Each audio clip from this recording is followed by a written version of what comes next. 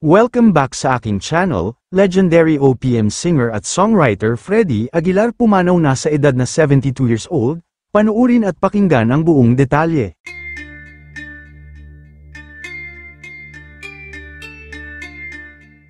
Pumanaw na nga ang batikang legendary OPM singer at songwriter na si Freddy Aguilar sa edad na 72, nitong madaling araw ng ika-27 ng Mayo, 2025, bandang 1:30 AM sa Philippine Heart Center.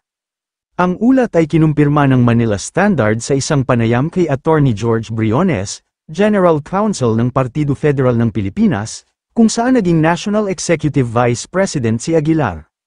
Matatandaan na nitong May 20, nagbahagi ang kanyang asawa na si Jovi Gatdula Albao ng mga update ukol sa kalagayan ng OPM legend. Sa isang Facebook post, sinabi niyang si Aguilar ay hindi lamang itinuturing na haligi ng original Filipino music kundi isa ring simbolo ng makabayang damdamin ng mga Pilipino.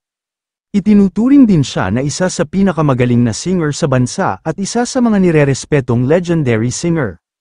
Napakarami din niyang napasikat na kanta nung kapanahunan niya, na tagos sa puso na may kaugnayan sa mga nangyayari sa bayan at sa isang pamilya.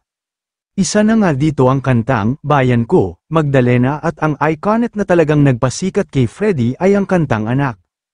Matatandaan din na higit 33 milyong kopya sa buong mundo at naisalin sa iba't ibang wika ang kanyang kanta. Nakilala rin siya sa kanyang rendition ng Bayan Ko, na naging anthem ng mga makabayang Pilipino noong panahon ng People Power Revolution.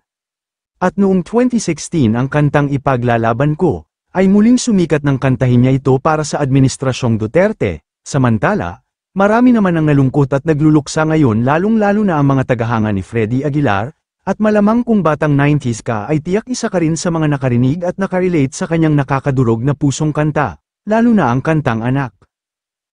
Kayo mga ka-showbiz, anong masasabi nyo sa ating showbiz topic ngayon? Kung may opinion kayo ay magkomento lang kayo sa aking comment section.